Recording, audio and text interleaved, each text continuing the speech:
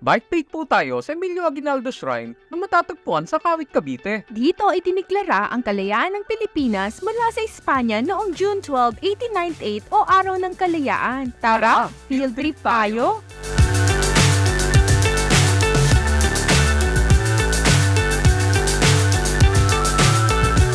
Good day mga ka-bike mates! Sa trip natin ngayon ay makakasama natin ang Team UN Colors. Punta tayo sa meet-up point. Prayers muna for safe ride and good weather. Start tayo from San Jose GMA. Stars and holding you. I can't see the end, but we'll see it through. Daan tayo sa GMA Backdoor, Mayor's Drive. Chill lang sa Pasong Saging. Nalagpasan natin ang Madiran Market. Go lang papuntang Governor's Drive. Regroup tayo. Picture taking. Pakilala ko pala sa inyo ang members ng Team UN Colors na kasama ngayon. Regine. Ronnie, Rosana. Noy, Excuse me po. Pa-overtake lang. hindi pa busy ang Paliparan 3. Tagos pala Villar City sa Salawag. We're soaring on top of the world. Diretso pa sa Molino. Shortcut to Daang Hari. Harap na tayo ng SM Molino.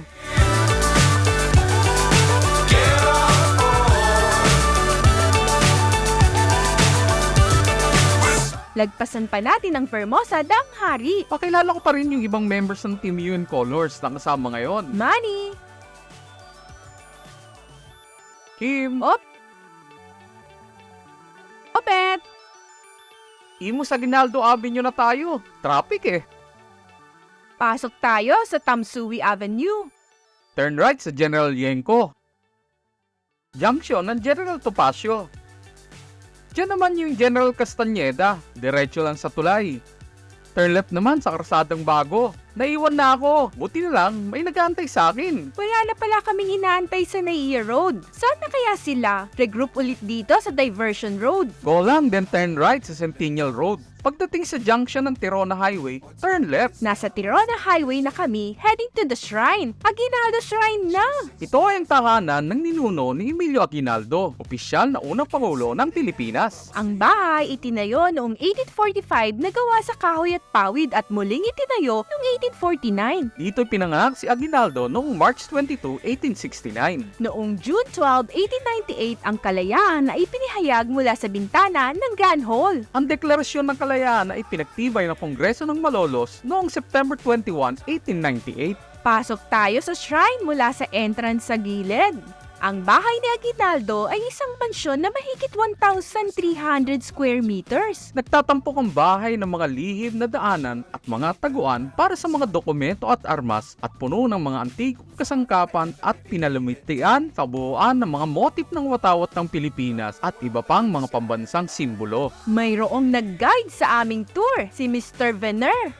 Group photo ulit. Titingnan natin ngayon ang bomb shelter na may tunnel na papunta sa sakristi ng simbahan.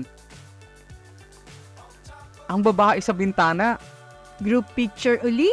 Artifacts display sa ground floor at nakadisplay din ang 125th year of independence commemorative coins. Papanik tayo sa main living area.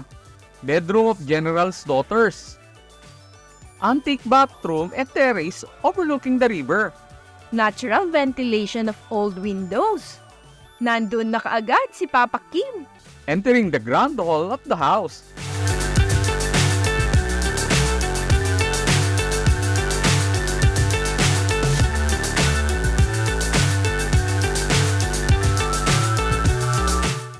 Group picture uli.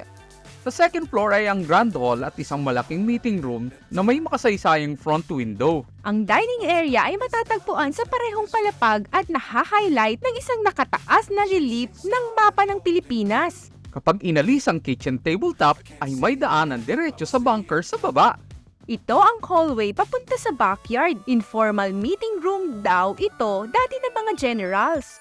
Secret door ito papasok ng bedroom ni Aguinaldo. Tara, sa labas naman tayo. May indoor swimming pool pa. Ito yung malawak na backyard. On top of the world. Sa likod ng mansyon ay ang hardin kung saan nakalagak ang libingan ni Aguinaldo. Namatay siya noong February 6, 1964 at sa parehong taon ang mansyon at ang bakuran ay itiniglara na isang national shrine. Ito ay isang paraan para ipakita ng bansa ang paggalang sa kanyang pagkapangulo at sa kanyang trabaho para sa mga tao. Ginawa nila ito upang matiyak na walang ibang residente ang mansyon maliban sa yumaong pangulo. Masaya ang naging educational field trip namin. Nakapag-bike na at nakabisita pa sa isang historical site. Thanks for watching. Please like, share, and subscribe. You can watch other videos here. Until next bike date. Bye!